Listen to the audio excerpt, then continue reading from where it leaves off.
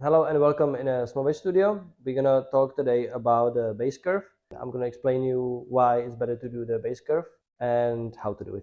We always doing the base curve on our frames because it's giving frame a little bit more dynamic. It's also helping the vision and it's better for repeatability. So if you do multiple frames, there's not gonna be surprise when you put the lenses in your frame and the frame will get curved automatically, so you'll be already prepared for that and there's not going to be alignment and adjusting of temples.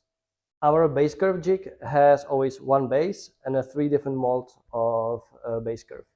So each mold is designed for the base for lenses, so it has the same curvature inside, and there's a different angle on each for a different overall base curve.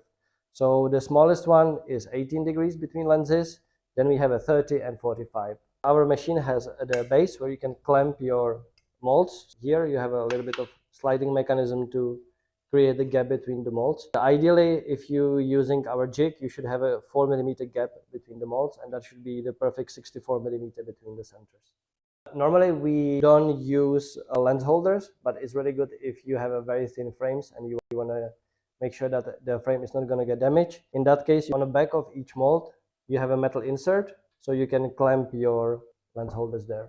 If you want to replace the curvature, you just need to undo the hand screws, slide out the curvature that you had there before, slide in the new one, clamp it in a correct position so your V shape for the bridge bump is on the top.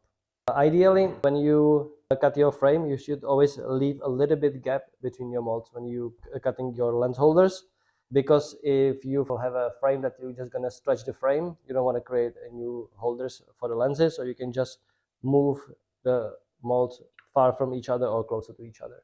Ideally, you should have a 4mm gap in between. The most important part of doing the base curve is heating up the frame. So we always recommend to heat up the whole frame. Don't use optical heater because it's going to cause a lot of issues and you're not going to evenly heat up the whole frame.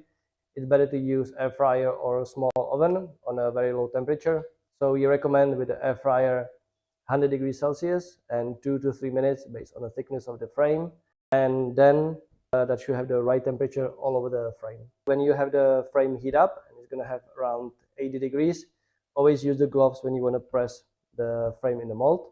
So take it from the air fryer, place it in the mold, and focus when you're pressing down most around the lug area, because it's usually the thickest part, and you should have 30 seconds, 45 seconds, you should have the curvature already in your frame. Normally, when you're doing the base curve, we also doing the bridge bump at the same time. So what you can do is get your frame ready, heat up the frame, and first do the bridge bump.